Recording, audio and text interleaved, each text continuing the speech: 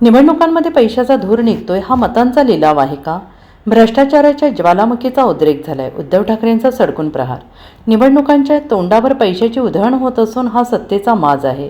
भ्रष्टाचाराच्या ज्वालामुखीचा उद्रेक झाल्याची सडकून टीका शिवसेना पक्षप्रमुख उद्धव ठाकरे यांनी केली. मतांचा लिलाव सुरू आहे का, असा थेट प्रश्न उपस्थित करत त्यांनी महायुती सरकारवर हल्लाबोल केला आहे. उद्धव ठाकरे यांनी म्हटलंय की निवडणुकीत पैशांच्या थैल्या उघडल्या जात आहेत.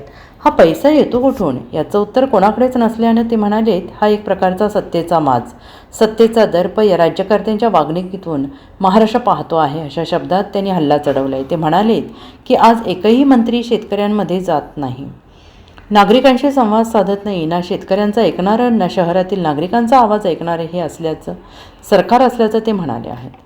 मुंबईमध्ये गेले 2-3 वर्ष प्रदूषण असह्य झालेलं असून शहराच्या हवेत माणसाच्या आरोग्याला घातक अशी परिस्थिती निर्माण झाली आणि याकडे त्यांनी लक्ष वेधलं आहे. हे प्रदूषण फक्त धूळधुराचं नसून हा भ्रष्टाचाराच्या ज्वालामुखीचा उद्रेक आहे आणि त्यातून उठलेले भ्रष्टाचाराचे ढग संपूर्ण महाराष्ट्रावर घोंगावत आहेत, असा आरोप त्यांनी केला आहे. ते म्हणाले, मी मुख्यमंत्री झालो तेव्हा आरेक कारशेडला तात्काळ स्थगिती दिली, पण आता पुन्हा झाडांची कत्तल करून विकासाच्या नावाखाली कंत्राटदारांचा विकास सुरू आहे.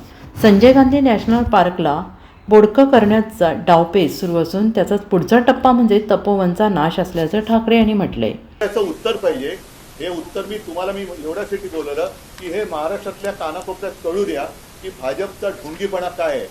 नुसते पैसा फेको आणि मत मिळवा, पैसा फेको तमाशा देखो, तसं पैसा फेकोवर वोट लेलो, हे जे काय त्यांचं चाललेलं आहे, हा तमाशा तर खूप झाला. हे पैसे सुद्धा जनतेच्या खिशातले आहेत, पण ज्या गुरबीमध्ये हे वागतायत आणि वागताना ते वागतायत, पण वरती हिंदुत्व आणि राष्ट्रप्रेमाचं जे काही ढोंग करतायत, हे ढोंग किती काय त्याला वेगळी आहे, ते ह्या दोन गोष्टीत मी दाखवलेलं आहे. त्यामध्ये तिकडे भाविकांची आणि साधू संतांची गैरसोय होता कामा नये, हे शासनाचं काम आहे.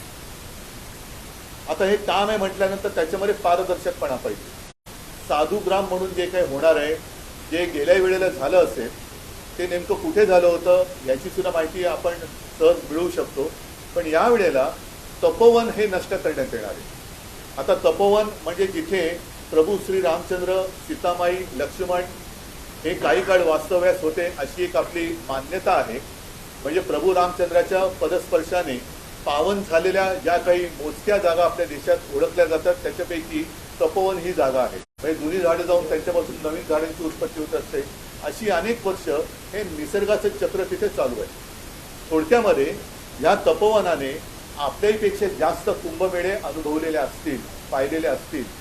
आणि मुख्य म्हणजे या तपोवनामध्ये जे काही साधुग्राम म्हणून करण्यात येणार आहे, त्या साधुग्राम करण्याला आमचा विरोध नाही आहे, पण तपोवनात करण्यात येणार आहे त्याला मात्र आक्षेप आमचा आहे. याचं कारण ही झाडं कापली जाणार आहेत. मग प्रभू रामचंद्राच्या पदस्पर्शाने पुनीत झालेली ही भूमी तुम्ही तिकडे आता चालेल, मग तिकडेच जर जागा रिकामी असेल तर तिथेच साधुग्राम का नाही करत? म्हणजे आहे ते मारून टाकायचं आणि मारल्यानंतर पुन्हा तिकडे नव्याने झाडं लावू अशी एक लोणकडी थाप मारायची. हा हिंदुत्वाच्या नावाखाली चाललेला भ्रष्टाचार आहे. याचं कारण असं की आत्ता कुंभमेळ्याचं जरी कारण देण्यात येत असलं तरी देखील माझ्या हातामध्ये एक अख्खे ते टेंडरची कॉपी चालेल, त्याचं पहिलं पान आहे की ज्याच्यात स्पष्ट दिलेलं आहे की तिथे नंतर कॉन्फरन्स हॉल, कन्व्हेन्शन हॉल वगैरे असं यांचं काम आहे की काय. कारण काही म्हणी आपल्याला बदलल्या पाहिजेत. मुंह में रामावर बगल में चुरी असं जे काय म्हणत होतो, आता रामाच्या नावाने ही जागा अदानी हा एक शब्द झालाय कॉन्ट्रॅक्टरचं प्रतीक म्हणून. पण ही जागा उद्या कॉन्ट्रॅक्टरच्या घशात घालण्यासाठी आत्ता कुंभमेळ्याचं कारण पुढे करून तुम्ही तिथली झाडं कापताय किंवा नष्ट करताय, हा सरळ तिथल्या जनतेचा आरोप आहे आणि त्याच्याशी मी सहमत आहे. तिथल्या जनतेचं कोणी ऐकत नाहीये. Bureau report, SBN Marathi, Mumbai.